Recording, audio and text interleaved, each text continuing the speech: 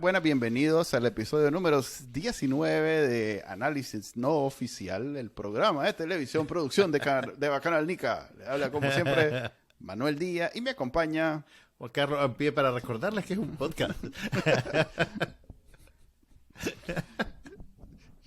Con esa actitud nunca va a ser otra cosa. Ok, en el episodio de hoy tenemos una entrevista con Enrique Sáenz, el economista e historiador que nos visita cada cierto tiempo en este podcast para aclararnos cómo anda la economía de Nicaragua y cómo hay ahorita unas noticias económicas que están causando, pues, digamos... Que no entendemos, Manuel. Ni vos ni yo las entendemos, entonces queremos que don Enrique nos alfabetice. Debo decir que yo las entiendo perfectamente y que... Okay. Solo quiero otra opinión. ¿Quieres comparar notas con otro economista? Así es. Quiero que mi PhD, con su PhD, veamos cuál de los dos es el que más cuadra. Pero antes de esa entrevista tenemos, como siempre, el Trending Nicaragua para saber qué es lo que está leyendo, viendo y escuchando y compartiendo la gente en Nicaragua. Empecemos con eso. Estas son las noticias más leídas en Trending Nicaragua del martes 21 de marzo. Confidencial entrevista a Ángela Buitrago, la exfiscal colombiana que forma parte del grupo de expertos en derechos humanos de las Naciones Unidas, que acaba de presentar su informe sobre Nicaragua. Según los hallazgos del informe, Daniel Ortega y Rosario Murillo son los principales responsables de los crímenes de lesa humanidad contra los nicaragüenses. Pero además, el comité de expertos asegura que ha identificado a toda la estructura que los apoyó. 100% Noticias cubre la muerte de la pastora evangélica Sonia Reyes y 2 personas más en un accidente vehicular en Rivas. Artículo 66 registra el cierre de las cuentas bancarias del padre Edwin Román en Banpro, en el marco del despojo de su ciudadanía nicaragüense. Divergentes ofrece una crónica de la masacre perpetrada por colonos en contra de la comunidad indígena de Huaylú, en la costa Caribe Norte. Los videos más vistos en YouTube. Café con Voz analiza el anuncio sobre la clase magistral que Camila Ortega brindará en la Universidad del Caribe. ¿En serio? Cuando uno lee esto piensa mañana que puede ser broma, puede ser un meme, una cosa de esas que son como para reírse. Pero no, es en serio. Los medios de propaganda orteguistas celebran el encuentro entre Xi Jinping y Vladimir Putin. Suscríbase a Trending Nicaragua en el canal de YouTube y la página web de Bacanal Nica. Bienvenido a la sección de entrevistas de Análisis No Oficial.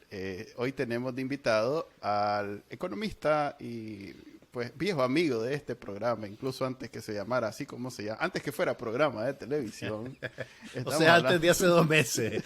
O sea, porque estamos hablando pues de Enrique Sáenz, alguien que tiene, cuidado, más presencia mediática que nosotros y nos hace el favor el día de hoy de venir a hablarnos de su experticia, pero además de todo lo demás que hablamos aquí en Análisis No Oficial. Bienvenido, Enrique, gracias por estar con nosotros. Hola, Enrique, gracias por acompañarnos.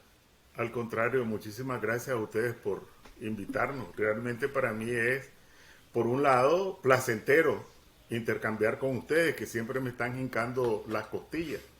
Y a veces ahí los hincan en las costillas y uno se siente sabroso, ¿verdad? Hay otras que ofenden. En este caso, no ofenden. Oíste, Manuel. Empecemos con esto. Un saludo a la audiencia, que en realidad también es una audiencia muy, muy, muy importante. Gracias.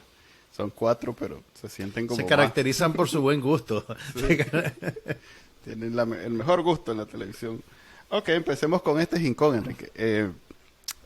Porque, bueno, generalmente cuando traemos a don Enrique Sáenz a este programa, es porque nuestras habilidades y capacidades alrededor de la economía son, digamos, que no las que se espera de la calidad de un adulto, del nivel de este prestigioso programa. Entonces, empezando por la noticia más leída del fin de semana, que fue que el Banco Central está llenándose de dinero, dice la prensa.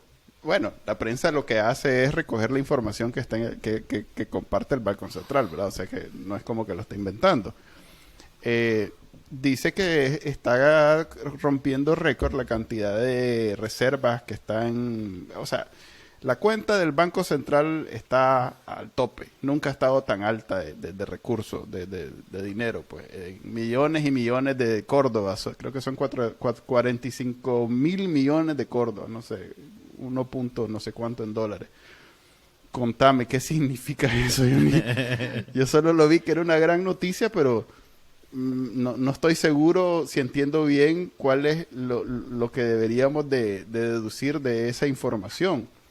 Me queda claro que, por lo que dice la prensa, que ya estoy agarrando lo que ellos dicen, que es que se está preparando para las vacas flacas.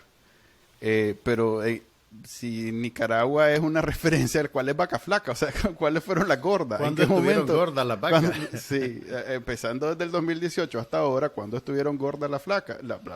Perdón. Dale, danos tu punto de vista que vamos a contrastarlo con el de los otros expertos en el panel después. Sí, mira, varios comentarios. En primer lugar, Dale. que sí han habido vacas gordas. Lo que pasa Desde el es que 2018 las para vacas acá. gordas han sido para unos y hay otros que las vacas flacas no han visto otra cosa que vacas flacas, pero vacas gordas han habido y siguen habiendo. Eso por un lado. Por otro lado, efectivamente, si ustedes jugaron billar, cuando se salían del instituto al billar de la media cuadra para jugar billar, No éramos tan cool nosotros. No. Eso no. Chibola, si acaso. pero entonces les contaban lo que se llama prepiarse, ¿verdad? Prepiarse es buscar cómo tu siguiente tiro quede alineado, ¿verdad? De manera favorable para la siguiente tacada que va a hacer. Entonces, esto evidentemente es prepiarse. Prepiarse, y es una evidencia de que el dictador y la mafia que lo rodea, pues están claros que para ellos, que han tenido vacas gordas durante bastante más de 15 años, pues pueden avecinarse vacas flacas. El punto aquí, el siguiente, es a costillas de quién. Porque, como se dice en economía, no hay almuerzo gratis. Esos fondos deben salir de algún lado, ¿verdad? Porque no caen del cielo. Entonces, aquí, cuando nosotros hablamos de los criminales que violentan los derechos humanos de los nicaragüenses y que son responsables de delitos de lesa humanidad por encarcelar, torturar, ejecuciones extrajudiciales, hay que ampliar la lista a los sirvientes de Ortega en las instituciones de gestión económica, al presidente del Banco Central, al ministro de Hacienda, que son un poco el equivalente, ¿verdad?, de la policía y del ejército en términos de provocar sufrimiento a los nicaragüenses, pero también de violentar los derechos humanos, porque como la libertad, la integridad física son tan agudos, no olvidamos que el derecho a comer después de la vida es un derecho humano, porque es el que te permite sobrevivir. Junto a los derechos civiles y políticos existe lo que se llama los derechos económicos y sociales. En primer lugar, el derecho a la comida. El problema es que si te capturan y te llevan preso y te van garroteando, todo el barrio y tu organización se da cuenta y protesta. Pero si vos perdiste el empleo o si a vos no te ajusta para la comida de tus hijos, eso lo mantenés dentro de las paredes de tu casa, ¿verdad? A nadie Enrique, le va a decir que los chavalos no desayunaron en el día o no cenaron en la noche, lo tomás como un asunto privado. Pero resulta que una de las violaciones más brutales a tus derechos humanos, el derecho a comer, ¿verdad? ¿Qué pasa Entonces, si las personas que están en esas posiciones pueden alegar dos cosas en su defensa? Primero, que el trabajo que ellos hacen es eminentemente técnico. Y segundo, que si ellos no estuvieran ahí, las cosas serían peores. ¿Cómo responderías vos a esos dos argumentos? peores para quienes. Siempre en economía, y es una figura fácil de asimilar, no hay almuerzo gratis. Alguien come, pero alguien paga por ese almuerzo. Entonces, ¿para quién? Por ejemplo, y ojalá en la próxima pudiera traer algunas gráficas.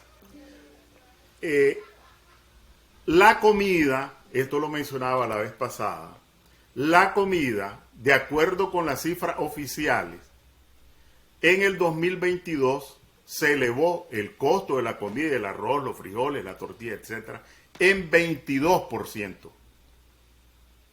¿Y cuánto fue el ajuste de los jubilados? 2%. Esto significa, si la pensión promedio ronda los 7,000 córdobas, un poco menos, que el 2% fueron 140 córdobas. ¿Cuántas libras de queso te ajustaron?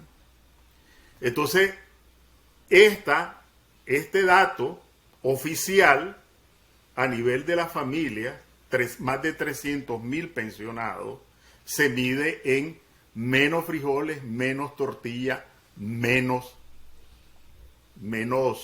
aceite, menos queso, ¿verdad? Se mide en hambre. 22% dicen ellos, esto no es ningún cálculo mío, pues, 22% el costo de la comida. Y le ajustaron a las maestras 5%. Y le ajustaron a las trabajadoras y trabajadores de las zonas francas 8%. Entonces uno podría decir, bueno, tiempo de vacas flacas, todos a sufrir, y está bien, 22% subió y solo 2%, 5%, etcétera. Pero ¿qué pasó con los que están en el negocio de la energía eléctrica? Esos ¿Cuántos? perdieron o aumentaron su tasa de utilidad. Para esos hubo vacas flacas. Para los que están en el negocio del combustible, y allí está la mafia en el poder también, hubo vacas flacas. Para los banqueros, para los dueños de bancos, que imagínense, mientras esto ocurrió, para los jubilados, los trabajadores de la economía formal e informal, los banqueros aumentaron su tasa de utilidad en 21% de un año para otro. Eso, la renta de los que están en el negocio de la energía eléctrica, la de los que están en el combustible o la de los banqueros, eso cae del cielo o es resultado de política económica y del modelo económico. Con esto te estoy respondiendo de que en economía las medidas de política económica normalmente tienen unos ganadores y unos perdedores. No son técnicamente neutras. En consecuencia, estos personajes que podrían defenderse con argumentos técnicos, pues se les puede desnudar esos argumentos técnicos con sus propios datos. Por ejemplo, si la ley del salario mínimo, que la aprobaron ellos mismos, dice que el salario mínimo se tiene que ajustar con la inflación más el crecimiento económico, y ellos mismos dicen que la inflación, fue 10%, a lo mejor fue más, pero quedémonos en 10%, y que el crecimiento fue 14%, cualquiera que lea el artículo de la ley del salario mínimo dice 14%, y hacen toda una campaña sobre la bondad del presidente de los pobres porque el ajuste fue del 10%. Ahora Debería 5 haber cepa, sido además. el 16. En realidad debería haber sido el 22. Pero pongámosle el 16. Entonces, ¿quién decidió eso? ¿La divina providencia? No. Lo decidieron los jerarcas económicos y políticos de la dictadura. Decidieron, estos van a seguir con hambre y estos, bueno, ya se acostumbraron a las vacas gordas, sería causarle un gran sufrimiento, pues que esas vacas gordas empiecen a enflaquecerse, no que sigan las vacas gordas. Ok, solo para quedar claro, el público, yo tengo todo esto. Vos lo tenés clarísimo. Las vacas flacas ahorita no son ni para el sector privado, perdón, ni para el sector energético, ni para los banqueros. ¿Eso estamos hablando? Ni para los que están en combustibles, ni para la minería. Ay, la minería también, ok. Pero, por ejemplo, porque nosotros estamos acostumbrados a meter en el saco a todo mundo, ¿verdad? Y con el color que han agarrado, pues la cúpula empresarial, uno ve en los comentarios en las redes y meten a los empresarios, a Raimundo y todo el mundo. Pero la gran mayoría de los empresarios no han vivido vacas gordas. Entonces, solo para dar un dato, de acuerdo con el Banco Central, otra vez, ¿verdad? En el mes de diciembre, el INS perdió 10.000 afiliados. Esto significa 10.000 trabajadores que laboraban en empresas que cotizaban al INS, que pagaban impuestos, en la economía como se llama formal. Si 10.000 trabajadores, dice el Banco Central, salieron a la calle solo en el mes de diciembre, ¿cuántas empresas quebraron? ¿O cuántos empresarios se vieron obligados a reducir sus costos, a reducir sus actividades y en consecuencia a reducir personal?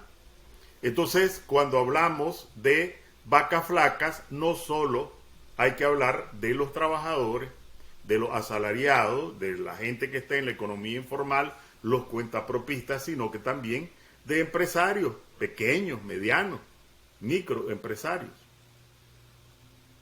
Pero donde no hay duda es minería, energía eléctrica, combustible, bancos. Allí sí no hay Jerónimo de duda. Me llama la atención entonces que la estrategia del gobierno sea que la princesa sandinista de Camilo Ortega haga una conferencia sobre economía creativa en una universidad para los que están estudiando y quieren superar la crisis en Nicaragua, y ellos, esa es la respuesta. Mientras la economía está unos más golpeados, pues obviamente no ellos están en donde están, ella sea experta y haga una masterclass en la Universidad de Huracán. No sé si les veo cara como que no están enterados. No, ¿cómo no? Sí. Okay. Tal vez don Enrique no vio ese cartel. En la Universidad de Huracán hay una... Lo que significa hay una conferencia. Que vos no ves mis tweets.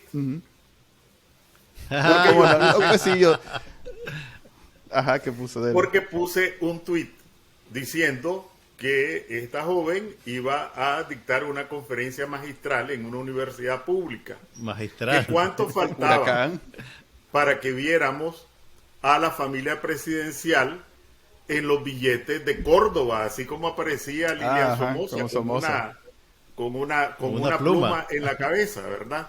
Entonces, volvamos al punto. A propósito de eso, y yo ya me había hecho la promesa interna de no mencionar a los ultra de Twitter, pero me llamó la atención que a partir de su comentario... Se nos van a quebrar los comentarios del programa. A ver, dale, ni modo. Comenzaron la gente a reclamar que ya ven que no somos los únicos que recordamos mucho a Somoza, como también los líderes de... Ustedes siempre lo relacionan con MRS y UNAMO, pues fue su presidente en algún momento. Ya ven que también ellos están recordando a Somoza como gran como gran reivindicación, ¿verdad? Que todos recordamos a Somoza, claro, obviando que uno desde el punto de vista de añorarlo y los otros desde el punto de vista establecido de que es un dictador. Pero quiero aprovechar eso, y disculpe que lo agarre así a quemarropa, y que no tenga realmente nada que ver con usted en este momento, pero quiero su opinión. Sí. Hay toda una controversia en Twitter, porque si bien ahorita somos afectados, estos 317 creo que somos, por el despatriado, que hay unos que son los expresos políticos, los 222 expresos políticos, y otros que fueron en la lista de los 94, entre los cuales hay liderazgo de los 80, pues. Para hablar claro, está Luis Carrión, está Dora María, está Mónica Baltodano, en fin. Entonces, eso ha provocado que en el mundo hay una gran ola de solidaridad con los viejos líderes sandinistas, léase, en este caso, principalmente Sergio Ramírez, Yoconda Belli y Dora María. Y ellos, pues, han de alguna manera capitalizado eso, hay que ser honesto, a favor de criticar al gobierno, lo cual está muy bien. Pero a mí me parece una gran oportunidad perdida, porque cada vez que tienen esa conversación, hacen caso omiso de lo que sucedió en los 80. O sea, en Nicaragua nosotros estamos como bien, no quiero decir traumatizados, pero sí bien claro, sobre todo los exiliados que hemos venido en esta segunda ola, que esto es una continuación de lo que sucedió en los 80. Esto es una repetición de lo que sucedió en los 80. Y ellos, cada vez que han tenido oportunidad de hablar al respecto, no lo han hecho, y a mí me ha parecido una oportunidad perdida, porque es una forma de quitar esa mística que tiene la revolución sandinista en los 80, en donde sí se cometieron errores, donde también hubo crisis de todo tipo, incluyendo una guerra civil, donde, en fin, hay muchas conexiones que no podemos obviar, para nada. Pues, incluso la persecución a la iglesia, los presos políticos, el exilio, todo lo demás. Usted sabe que yo he escrito al respecto y he hecho reflexiones al respecto. ¿Qué me gustaría ver a mí? Me gustaría ver a este liderazgo, que en los 80 tuvo gran...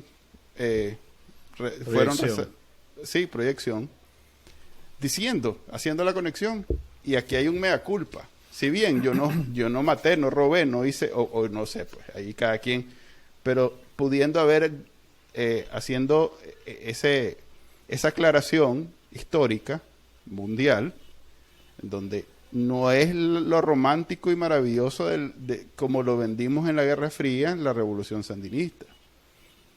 En realidad fue así, y hay semejanza, hay podemos hacer una línea recta entre algunas cosas, pues. Es Daniel Ortega. Es una guerra antiimperialista, supuestamente, sigue siendo, según él, una guerra antiimperialista. O sea, hay un montón de conexiones ahí, que a mí me gustaría verlos ellos haciéndola para que el poco apoyo que todavía le queda a Daniel Ortega caiga en la cuenta. Estos estuvieron ahí, porque es un poquito contradictorio. Cuando ven y dicen, estos estuvieron ahí y ahora se pelearon y por eso es que lo ven todo mal. Es diferente cuando estos estuvieron ahí, ahora lo están desenmascarando como fue realmente en los 80. ¿Qué le parece?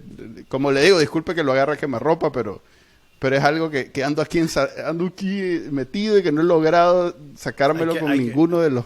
Yo creo que sí es trauma. Dije al principio que no era sí, trauma. No, pues sí. Pero sí es trauma y hay que trabajarlo, Manuel, con terapia, con esas cosas.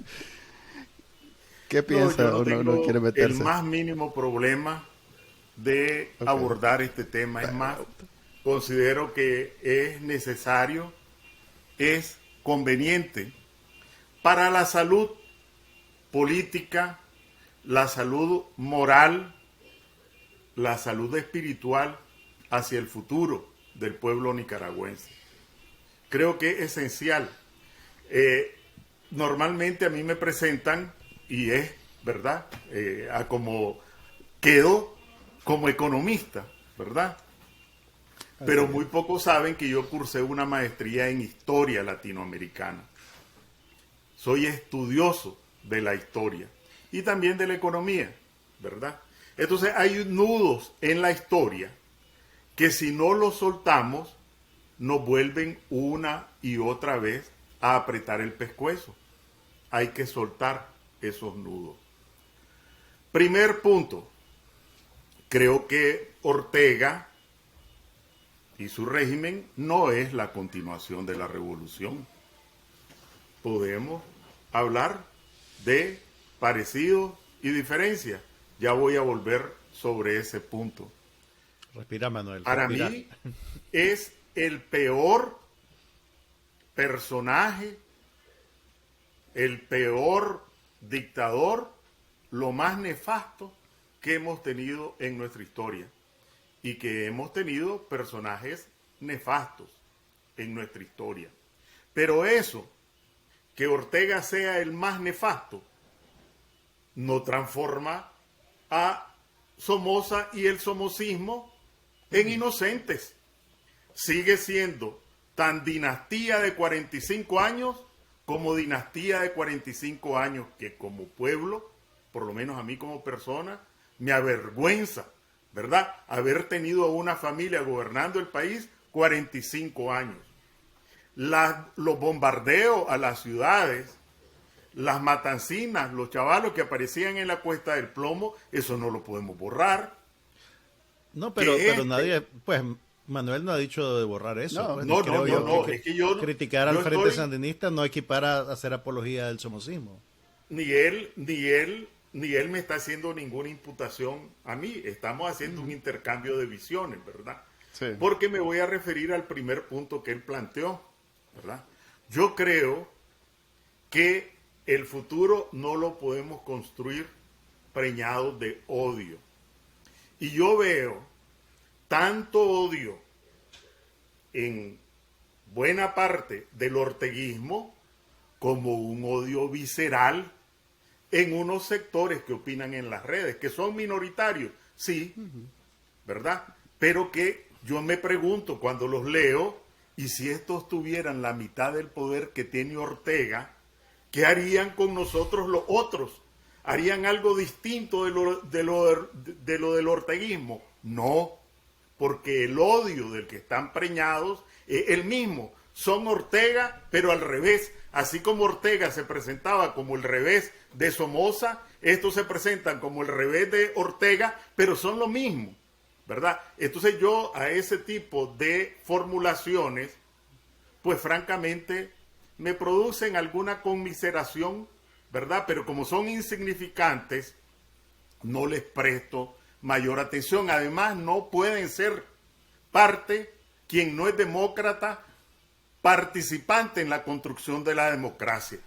Y Sí, yo creo... ¿Y cómo Y ahí- desactivar ese odio o cómo persuadirlos de que se pasen, digamos, a otra manera Yo- de ver las cosas y la historia? Y aquí voy al otro punto de Manuel. Ya me refería al primer punto a que hice un circunloquio para caer en medio. Ahora voy con otro, ¿verdad? Yo creo que esta gente que odia, una parte, nunca, y como decía Sergio Ramírez, en algún momento se lo escuché personalmente, hay gente que ni siquiera viendo el charco de sangre va a creer. Y eso lo vi, por ejemplo, en los comentarios, que hasta iba a escribir un artículo, como hablé de los billetes en la moneda, despotricando en contra de Pedro Joaquín Chamorro Cardenal. Y yo decía, si Pedro Joaquín Chamorro Cardenal volviera a dirigir la prensa, estos lo volverían a matar. Porque es tanto odio el que destilan que se balancean con el odio que destila también el orteguismo. Entonces, yo creo que para algunos es irremediable, ¿verdad? No hay remedio, simplemente es un mal incurable.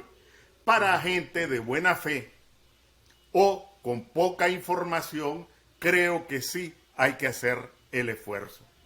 Creo que sí hay que hacer el esfuerzo por un ejercicio de apostar por la salud del futuro del pueblo nicaragüense. Y Pero por efectivamente, pero eso Enrique, nos lleva a establecer, pero una visión balanceada. Por ejemplo, ok, el tema de las confiscaciones. Las confiscaciones destruyeron familias y destruyeron la economía de este país en parte, ¿verdad? Porque no solo fueron las confiscaciones, destruyeron familias, destruyeron empresas que habían costado sangre, sudor y lágrimas a generaciones que iban pasando, la tiendita de una generación a otra o la finquita de una generación a otra. Los responsables de esas confiscaciones deben ser señalados con nombre y apellido. Porque son responsables, no pueden lavarse las manos, ¿verdad? Pero si queremos ser justos, también hay que señalar con nombre y apellido a los beneficiarios de la piñata, de las privatizaciones y de las indemnizaciones en los 90, que tenían hipotecada la propiedad, la habían incluso perdido por el banco y reclamaron bonos de indemnización. ¿O a quién le quedó Aeronica? ¿A quién le quedó el Ingenio Victoria de Julio? ¿A quién le quedó la hacienda Chiltepe? ¿A quién le quedó y quién es el dueño de el centro genético Piedras Azules? ¿A quién le quedó el proyecto Bayo de Sébaco? ¿A quién le quedaron los ingenios? Eso hay que señalarlo con nombre y apellido, ¿verdad? Y termino con esto, con la tercera piñata. Las quiebras bancarias y los bonos bancarios de indemnización, y incluyendo los CENIS.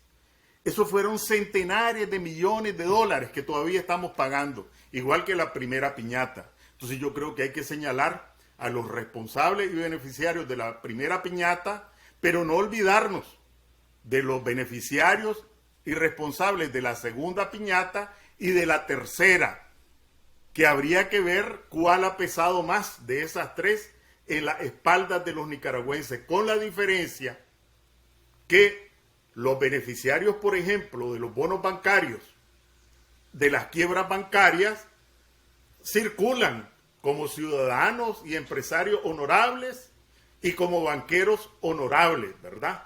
Mientras solo le tiramos a aquellos, tirémosle a aquellos, a estos y a los otros, ¿verdad? Si vamos a hablar de justicia. ok, Y si vamos a hablar de verdad. ok, pero a ver, es mi error haberme expandido mucho y haber usado todos estos elementos como una justificación o una referencia a mi punto, pero quisiera verlo como algo específico y solo lo que...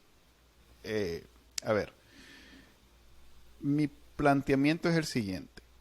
A mí me parece una oportunidad perdida que estas personas tengan una segunda oportunidad en la vida de tener los oídos del mundo con atención y que en vez de, además de hablar de la situación actual, hagan un gancho histórico que no deja de ser una reivindicación a la Nicaragua antisandinista de los 80. Esa gente que, como dice usted, hay de todo, pero también ellos nunca tuvieron oportunidad de justificar. O sea, ¿qué es lo que quiero decir? Algunas de estas personas que ahora están en el exilio se están encontrando con los que salieron de Nicaragua en los 80, huyendo por las mismas razones que ellos están huyendo. Las mismas razones. Y ahorita, a estas personas que nunca escucharon de algún liderazgo sandinista decir, ve hombre, ¿sabes qué? La canteamos, es cierto. O sea, ahora lo veo. Ahora me es evidente que toda aquella parafernalia alrededor del imperio y la guerra y no sé qué y no sé cuánto, lastimó a un montón de gente que no deberíamos haber lastimado. Y hay documentales, aquí me acuerdo que el documental francés de la muchacha que hizo entrevistas recientes, en donde salen de estas personas que les estoy hablando, en donde salen asumiendo los errores, dicen, en efecto, la contra es resultado de nuestras políticas como Frente Sandinista. Porque nosotros presionamos y presionamos y presionamos hasta que la gente no tuvo más remedio que levantarse, pues. Y al país le vendían la versión de que era un ejército mercenario, imperialista, pero no era cierto. Me sigo extendiendo un montón. Mi punto es, ¿cómo no? O sea, de nuevo quiero usar esas palabras. Es una oportunidad perdida que ahora que tienen la atención del mundo, esta gente que sabe de lo que está hablando pueda decir, ¿y saben qué? Los 80 no son como los vendimos nosotros mismos en los 80. Es un poco parecido a lo que está pasando ahorita. Pero es que eso no se lo tienen que decir al mundo, eso a los que le interesa a los nicaragüenses. Ahí lo que tenés es un problema a los dos. De pertinencia.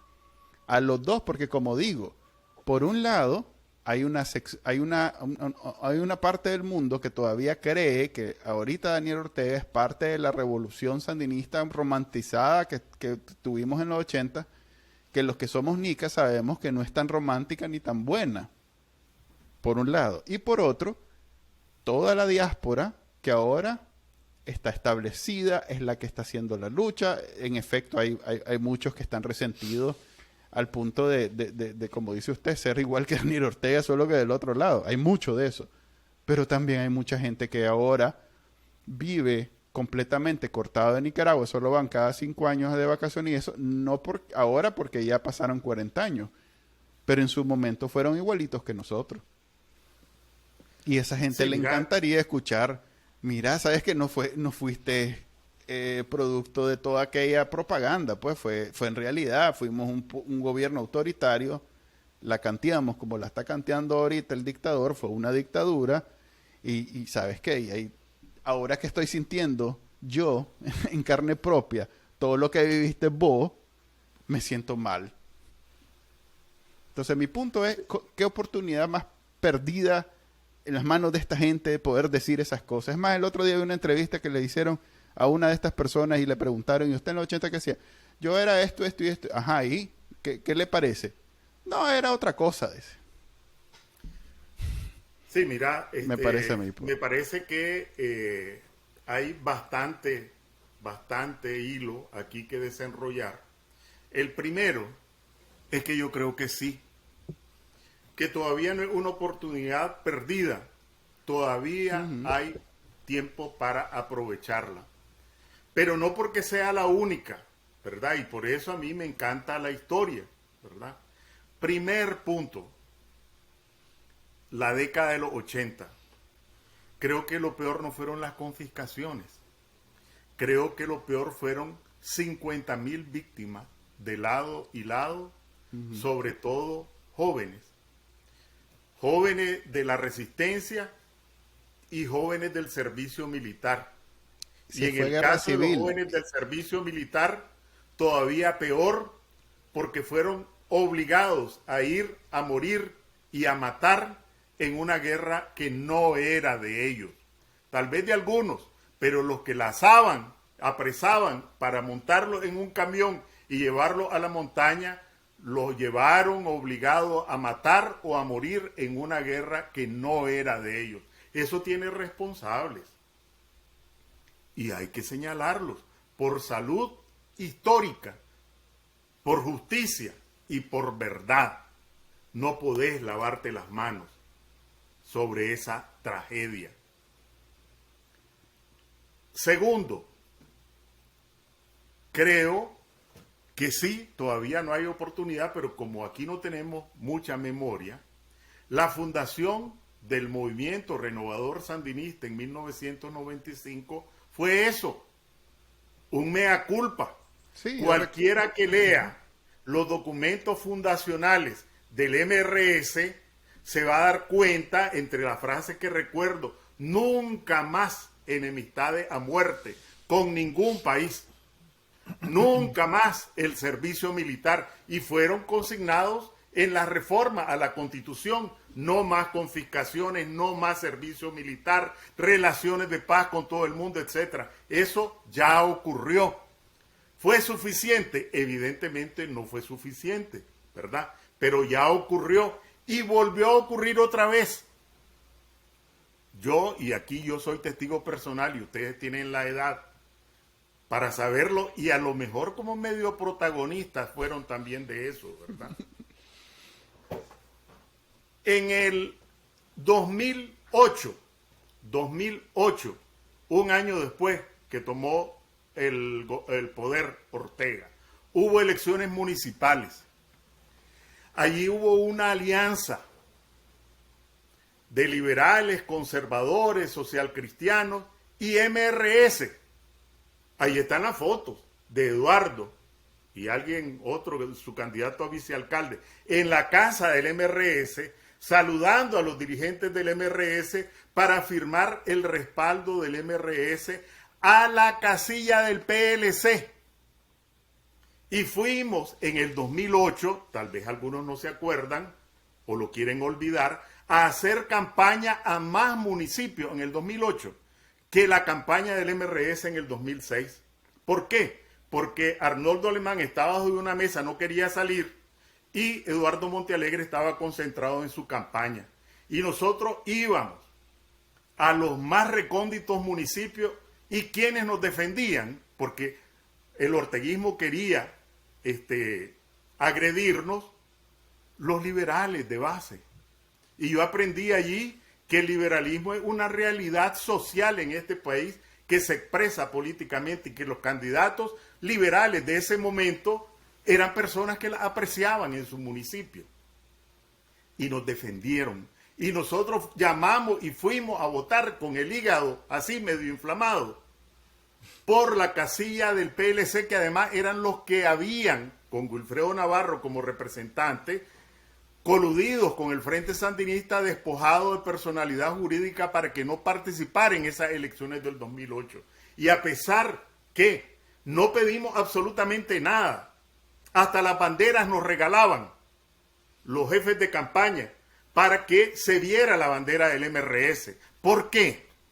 Allá nadie, y ahí está las protestas por el Hilton en el 2008, Eduardo Montealegre, Dora María Telle, etc. Ahí no se preguntaba nada. Ahí lo que se requería era nuestro respaldo, pero no solo fue el 2008.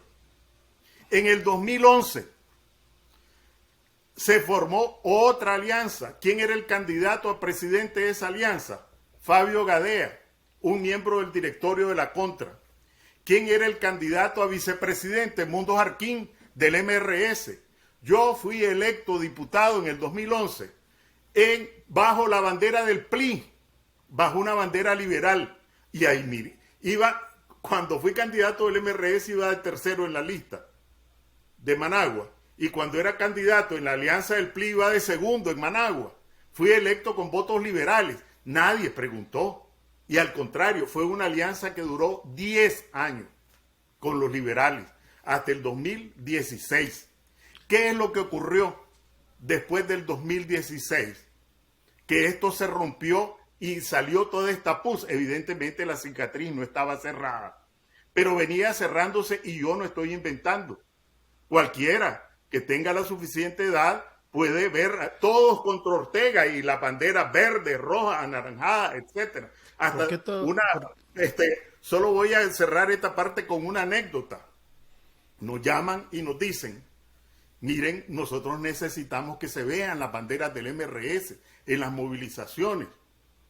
Pero nosotros ofrecimos acompañarlo y lo estamos acompañando, sí, pero que se vean las banderas. Vamos a dar a hacer una cantidad de banderas. Les vamos a dar a hacer banderas a ustedes. ¿Cuántas quieren? Les damos a hacer 5,000 banderas.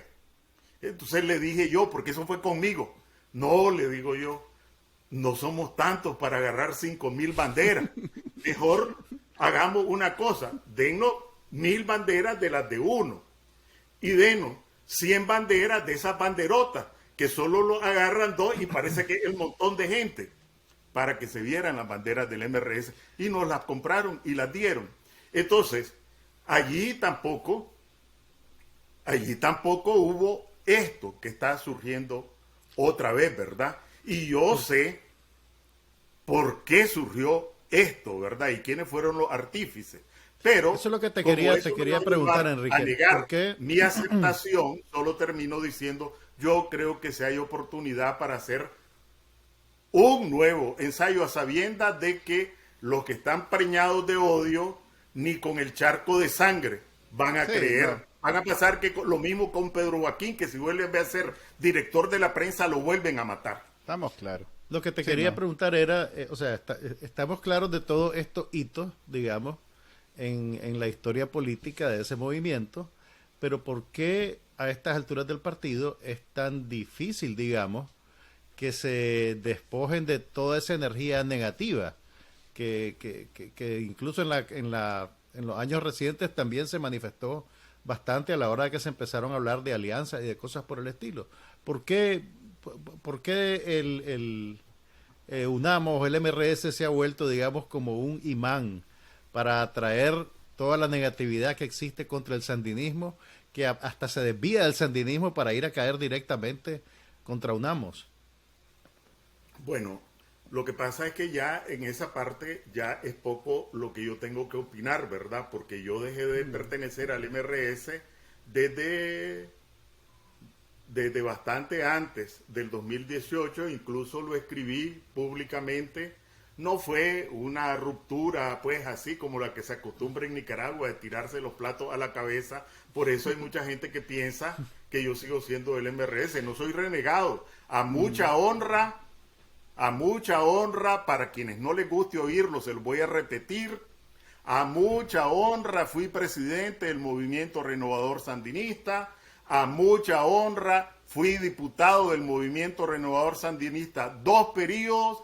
Entré con las manos limpias de sangre y de robo y salí con las manos limpias de sangre y de robo, ¿verdad? Entonces, orgulloso de haber cumplido ese papel.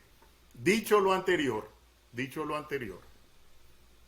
realmente creo que le correspondería a la dirigencia actual responder con más propiedad. Solo voy a decir algo, ¿verdad? Y esto probablemente Manuel lo conozca, ¿verdad? En algún momento planteé que Ortega iba a terminar mal y que iba a salpicar a todo lo que pareciera pariente del sandinismo. Y que nosotros, en ese tiempo como MRS, teníamos que tomar una decisión histórica. La primera decisión era abrirnos a alianzas con otras organizaciones. Y la segunda decisión, quitarnos el apellido sandinista. Y que se llamara este Movimiento de Renovación Social, MRS, Alianza Patriótica, cualquier otra cosa, porque al final íbamos a salir salpicados. Uno es extemporáneo, porque llega muy tarde y ya la puerta está cerrada, o porque llega muy temprano y la puerta no te la han abierto. Y entonces, si está cerrada porque ya la cerraron, te remojás. Y si llega muy temprano y no la han abierto, te remojás. Fue lo que me pasó a mí. Me remojé porque hice el planteamiento antes de tiempo. Pero fíjese que ahí retomo lo que usted acaba de decir, porque otro de los grandes planteamientos del MRS fue aquella Comisión de la Verdad, cuando existieran las condiciones, donde todos los miembros del MRS se comprometían a que salga lo que salga, Nicaragua necesitaba revisitar los 80 y asignar las culpas en fin, justicia básicamente. Y precisamente en ese espíritu, que no, pues obviamente no se dio ni es el momento para hacerlo, pero ahorita está la oportunidad de toda esta gente de poder decir, claro, pues Sergio Ramírez no es ahorita líder del MRS, ni Yoconda Belli es líder del MRS, pero hay otros que sí son líderes del MRS y que ahorita de pronto salen en una entrevista con un medio internacional, sobre todo en Europa, donde todavía el socialismo no es como aquí en América, que el socialismo es satanismo prácticamente. Satanizado. Está bien satanizado, pero en Europa, donde ven con cariño la socialdemocracia porque muchos países son socialistas, pues. No de la forma en que nosotros vemos Cuba y Venezuela, pero sí al final de cuentas en términos prácticos son socialistas y son socialistas exitosos, pues los países nórdicos, los países europeos occidentales son socialistas exitosos. Claro, es una combinación de libre mercado con un Estado protector, que es como la mejor versión. Incluso en Estados Unidos el Estado es protector de muchos aspectos, pues. Entonces, pero esas son discusiones que en la chanchera en Nicaragua no se pueden dar, pues. En la perrera de Nicaragua esas discusiones están fuera del lugar y no se pueden dar. Y yo entiendo perfectamente a lo que usted se refiere. Pero, y vuelve la mula al trigo, pues como ahorita no pueden esta gente que de pronto les preguntan, pues, y ahí mira, vos que sos líder de la socialista y que todo lo demás, y que hablamos de la misma historia y no sé qué, y que somos demócratas, y que puedan decir, miren, en los 80 nosotros pues hicimos bastante de lo que está pasando ahorita viene de esos tiempos, y que yo creo que debería haber, o sea, si la intención era repartir justicia, revisitar toda esta historia y asignar responsabilidades a los que corresponde, ¿por qué no ir adelantando con esta oportunidad? Es mi planteamiento, Sí, no es directamente a usted, pero es a ellos, pues. Yo estoy totalmente de acuerdo con eso. Lo único que le agrego es que no solo ellos tienen responsabilidades No, yo estoy claro. ¿verdad? Pero Y de entonces, nuevo, hay un sesgo allí, la balanza no es justa cuando solo se señala a unos y no se señala a los que forjaron el contubernio que le permitió consolidar la dictadura de Ortega. Pero Y no se señala a los artífices del aterrizaje suave y del populismo responsable. No se Y meta no con se mi señala a tu primo, tío, no sé cómo. no se meta con mi No se tío, señala- no. Y A no ver. se señala Ouch. a quien pactó para reducir el 35%. Y no se señala la piñata de los bonos bancarios. Y no se señala... Pero- es decir, yo creo que... es que yo porque, estoy no, pero no me hagas así. No, a que ver, eso pues, eso no. es otra cosa. No es la misma cosa. No digo que sea otra cosa, digo que eso se lo reclamo a otras personas. Ah, bueno. De la misma manera que de pronto ahorita le decimos al COSEP que su estrategia de quedarse callado, ahorita era una de las preguntas que le iba a hacer, pero me salí yo totalmente de tema con esto que esta espinita que tengo varios días de darla metida y que aproveché y me la saqué con usted. Quería hablar sobre las cuentas ahorita bloqueadas que le tienen al COSEP y que andan viendo cómo hacer para pagar un montón de liquidaciones a las cámaras de comercio. Esto no es precisamente lo que se querían evitar con el silencio de los últimos 4 años y que ahí está el resultado de la gran estrategia. O sea, Sí, mira, Manuel, me vas a permitir que me desvíe 2 minutos porque Dale, vos dale. y yo tenemos varias fallas, varios defectos como todo ser humano. Y uno de ellos es que normalmente hablamos por la otra gente. Y nosotros no estamos acostumbrados a ser víctimas y hablar de nosotros mismos, ¿verdad? Entonces, antes de hablar del COSEP, yo también tengo una espinita, porque vos y yo somos víctimas. Nos despojaron de la nacionalidad, nos despojaron de las propiedades, los que tenían, nos declararon prófugos de la justicia, nos cancelaron las pensiones a los que ya teníamos y a los que como vos estaban cotizando les borraron todas las pensiones, las no me diga, cotizaciones. no sabía. Me borraron Que todo. a hijas, niñas y niños Ups. no tienen ahora partida de nacimiento porque su padre ya no existe civilmente. Y creo Creo que te estás dando cuenta de un montón de cosas, Manuel.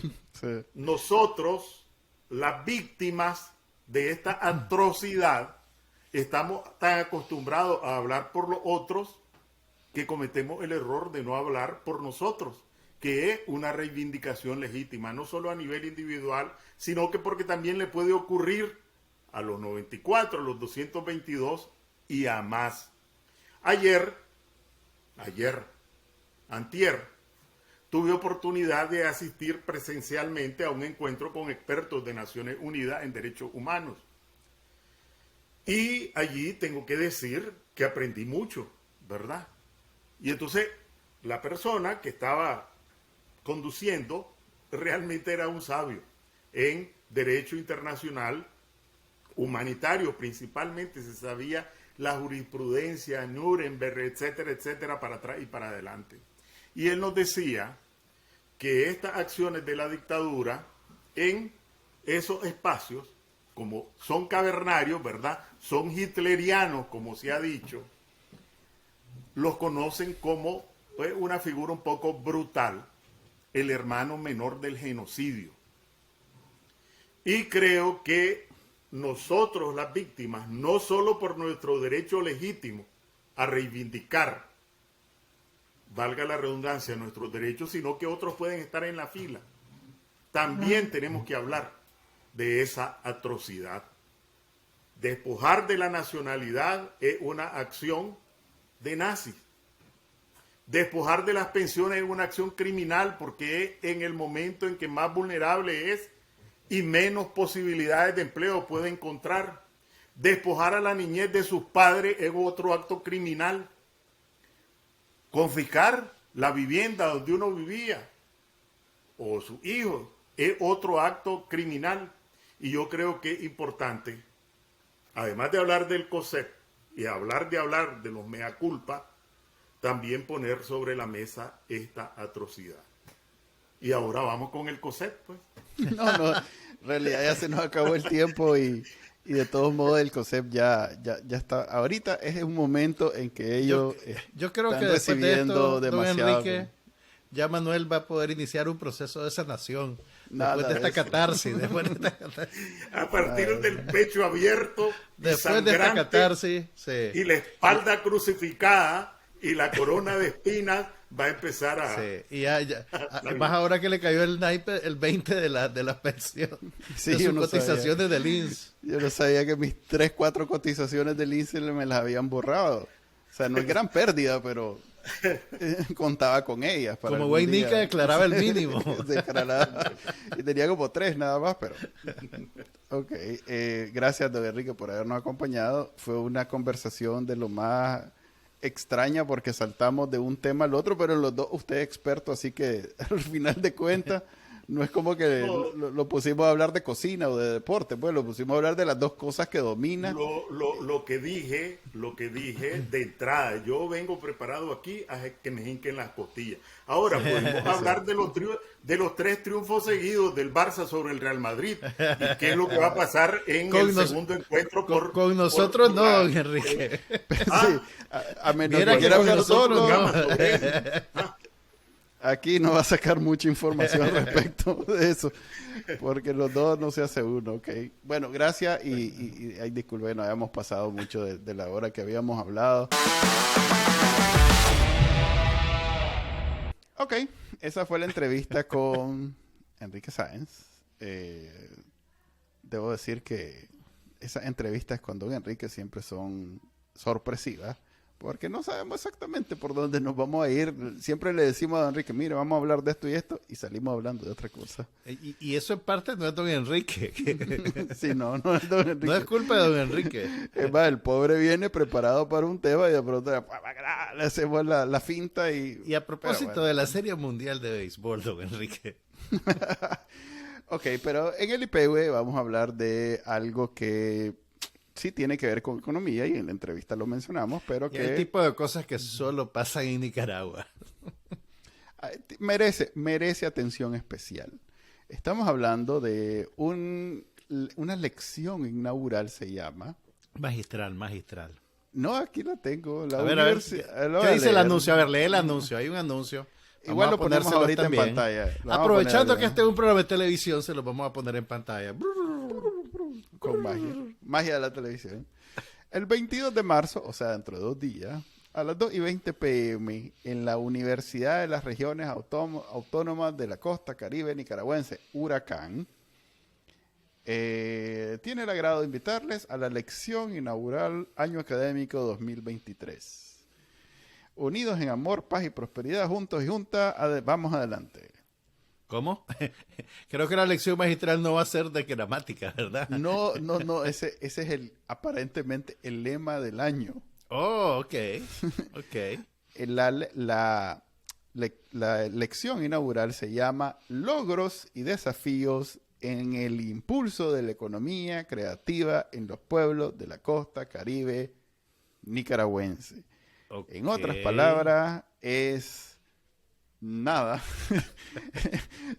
Es completamente nada, pero es brindada, dice ahí, por Camila Ortega Murillo, coordinadora de la Comisión Nacional de Economía Creativa de Nicaragua. Ok, aquí tengo una pregunta. Este póster en Twitter, y yo creo que ya va por los 100,000 vistas, y como los no sé cuántos comentarios. También lo puse en Facebook y otros miles y miles, en donde fíjate que el más educado dice: ¿cuáles son las calificaciones académicas para que esta muchacha dé una conferencia inaugural? Más allá de ser, o sea, porque hay que decir que cuando las instituciones de educación superior hacen una conferencia inaugural en su año lectivo, pues realmente usualmente se busca pues a un experto, a un profesor, ahora bien, a alguien bien calificado.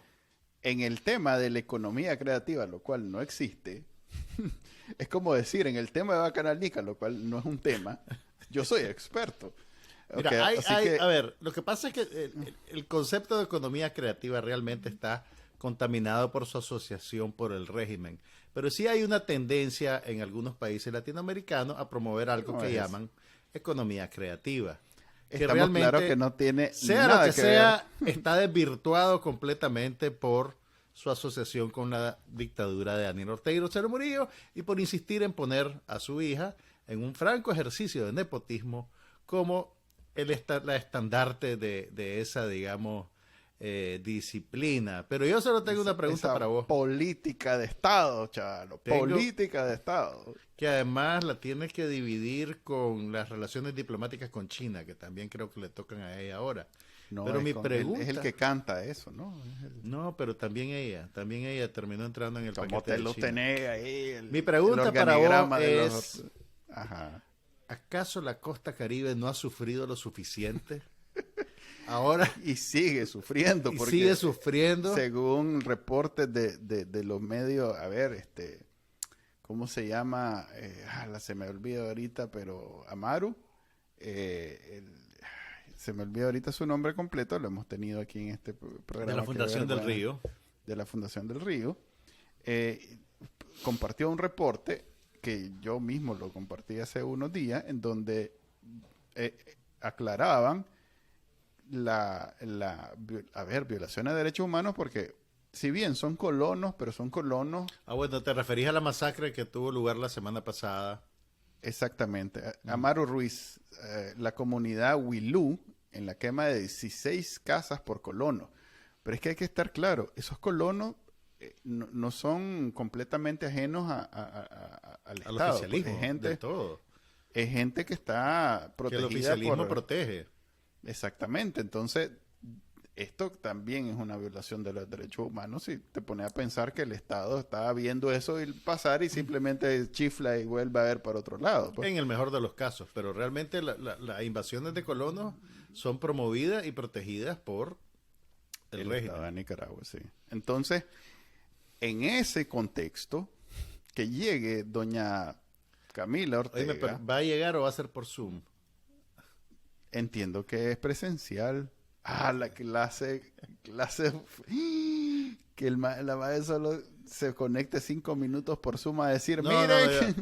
Yo creo que va a ser presencial, que va a estar presencial en un recinto y otro recinto la va a ver por Zoom.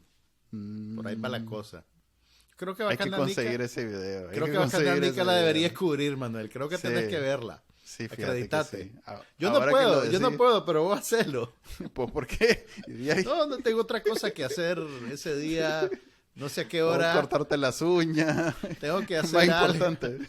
tengo que hacer algo en alguna parte con una gente, pero vos dale. Ok, gracias. Sí, mi comandante, voy a ir con para toda reportear, hombre, reportear, te Sí, falta sí. calle, como se dice en el medio. Ok, entonces esperen para el próximo IPW del viernes. Manuel va a hacer un reporte. Un reporte especial de la lección inaugural de Camilo Ortega Murillo sobre economía creativa. No se lo pierdan, eso va a estar buenísimo. Así dejamos el episodio del día de hoy de análisis no oficial. Ya saben que lo pueden ver en televisión en Costa Rica a través de Ticavisión. Se transmite sábado, domingo, lunes, martes, casi todos los días. Y lo pueden también ver en el canal de YouTube de Bacaralnica y descargar del directorio de podcast favorito. Nos vemos hasta el viernes. Hasta Bye. luego.